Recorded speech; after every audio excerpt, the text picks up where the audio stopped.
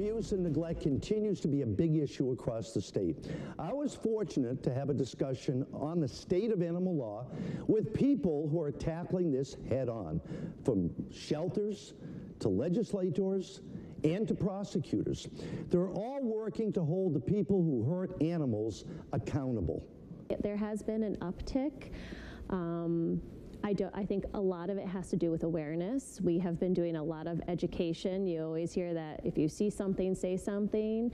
We have our humane law enforcement team that can now address a lot of these issues. So we are getting more and more calls through our cruelty helpline so that we can work in partnership with law enforcement, the DA's office, to prosecute these people. I want to talk to you, Jacob Scheingold, ADA, Albany County, a very important part of the District Attorney's Office. You're at the Animal Crimes Unit or Task Force. Tell us what you guys do, your group, to help protect animals. Absolutely. So any animal cruelty crime that comes in runs through me and DA Kinlan, as well as a couple of the other higher-ups that assist in these cases. You know, with these kind of cases, we don't have victims that can speak to us. We have cases that we have to examine the necropsies, the vet records, look at the photographs, and we have to work up the case around that. Kind of like what she said, we have to be able to communicate with law enforcement, members of the Humane Society, even Cornell, who does our necropsies. We have to be able to communicate with them to be able to determine, unfortunately, to what level these animals have been abused or were suffering. Jim, you were, and we go back to the late 90s, before 1998, when Buster the cat was victimized, lit on fire, absolutely horrific. There was really no laws protecting animals in New York State. No. You were so instrumental in getting Buster's Law passed. If it wasn't for you, it would have never, ever happened. It was the start in 1999. Tell us a little bit about Buster's Law, why you felt compelled it was so important to have that law in the books. Well, it wasn't only me. It was about 19.5 million New Yorkers who got involved in that whole process. And Ashley kind of hit it on the head. Awareness, that didn't exist back then when this whole situation was happening, because there was not a tremendous amount, Steve, of reporting. Someone would kick a dog, someone would starve a dog, it's just a dog. People didn't realize the ramifications of the impact on our companion pets and animals to begin with. Number one, unconditional love. Anybody's got a dog, a cat out there, they know what they give to you. They're part of the family. Number two, the service they provide. Canine units, our military individuals, those with disabilities. But number three, and maybe the most important thing we did to educate, and we had to do some with law enforcement and district attorneys and judges, but I think they had an understanding of the importance of it. But we got it up to the FBI, who said, listen, our research shows that people who harm animals go on to hurt people. When it comes to, I mean, some of these cases have been horrific. Absolutely. The dog being Dora, the dog being lit on fire. Yep. When you look at a case like that, are you thinking felony right out of the gate? Are you saying there's nothing more horrific than that? I would like to. You know, sometimes it's hard to detach myself from my own personal feelings. I have two beautiful dogs of my own. I have a cat as well. It's really hard to take the emotion out of this and look at what the agriculture market law says, that is my burden that I have to meet. It's burden beyond a reasonable doubt at trial. It is not easy to prove. So as much as I want to be able to prosecute every single one as a felony, sometimes, no matter, even if it is horrific, sometimes it's a misdemeanor. And, it's part of my ethical duties as a prosecutor to be able to look at a case, look at the vet records, look at the necropsy reports, look at that and determine that. It's not easy. And Ashley, you and I have had conversations many times, and again, I speak for a lot of people because they reach out to me. It seems like a lot of these cases end up being a slap on the wrist. That's the way people look at it. But you have your limitations. We totally understand the limitations. It just seems like sometimes, and again, emotion, something more needs to be done. Right. And I think the thing is we are all working so hard to make sure working together can provide that burden of proof. And that's so important, you know, having our peace officers go out on the scene with law enforcement.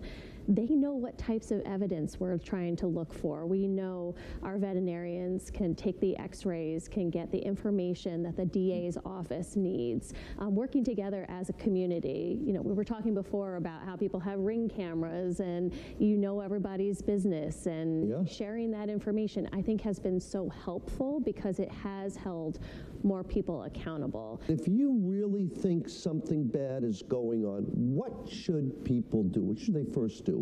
They should call their local law enforcement, because what they can do is they can send out their animal control officers to look into the situation. We work in partnership with law enforcement, so people can reach out to us directly, but we will tell them to reach out to law enforcement. Jim, maybe I lost track of this, and this happens during hot weather, in very cold weather.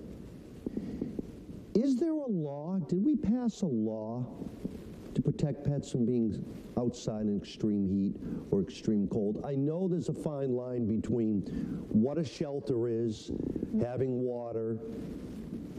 Is there a law that protects pets from being out in extreme weather? There is a law for that. It's not perfectly defined. It needs some tinkering with.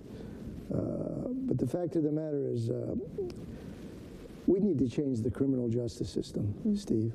What they've done with this criminal justice system, 49 other states have the ability, when a judge brings something before them, in a domestic violence case, where the person who's perpetrating that, who says they're going to harm an animal or does harm an animal, in domestic violence, people are mad, they're angry, they want to harm someone. So they threaten the other individual, their spouse, I'm going to harm your cat, I'm going to harm your dog. And sometimes they do. You can't have a judge not have the discretion when they're angry like that, not to have a cooling off period. Some of the horrific hoarding situations, I mean, everyone's different, but you have to determine if it's a psychological issue where a lady is trying to pick cats up off the street because she thinks they're all strays. Before she knows it, she has 50 cats in her house. I mean, it's a tough situation to determine whether it's malicious, and they know what they're doing, and some people don't know what they're doing. Well, that's another part of it. For the malicious people, who are just bad people, who just do these dastardly things. We talked about this before. We need a statewide registry. Now, Albany has one. Right, we all talked about this. That Albany County has a registry for animal abusers. And a couple other counties do. But they can go from Albany to Fulton to Herkimer to Saratoga, get a cat or a dog, or I could get a bundle of little kittens, and I put it up on the website. Come, I want you to adopt these. I don't know who this person is, but if there's a registry, I want your name. I'll check the name on the registry.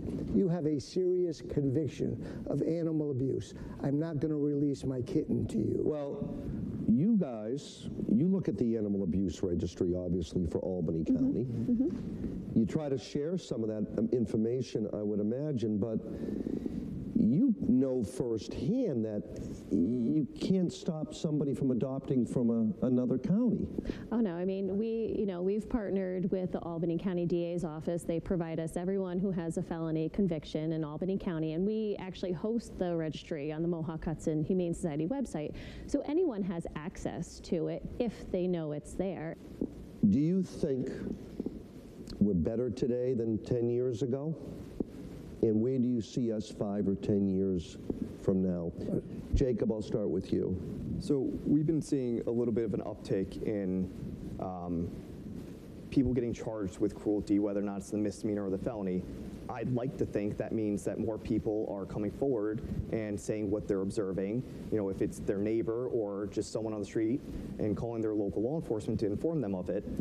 I choose not to believe that it's, you know, rising. I want to think it's the same amount and that we're now able to actually catch this and be able to actually handle it. That's what I'm hoping. Ashley?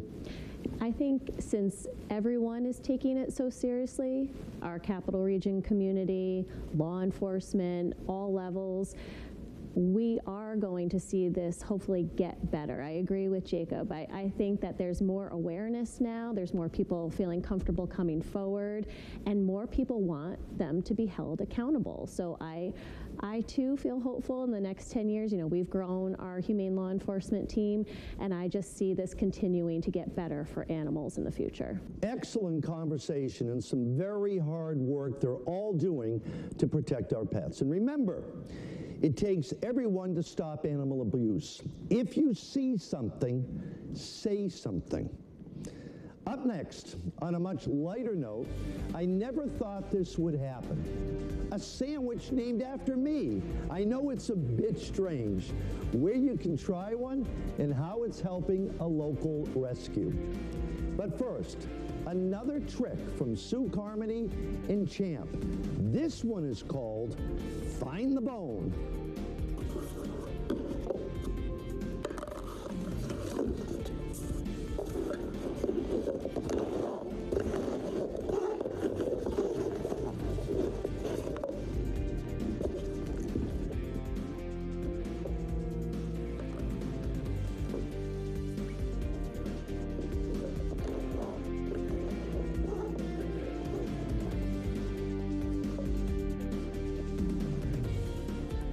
This Pet Connection special is sponsored by the Animal Hospital, Fallon Wellness Pharmacy, Curtis Lumber, and Capital Land Motors.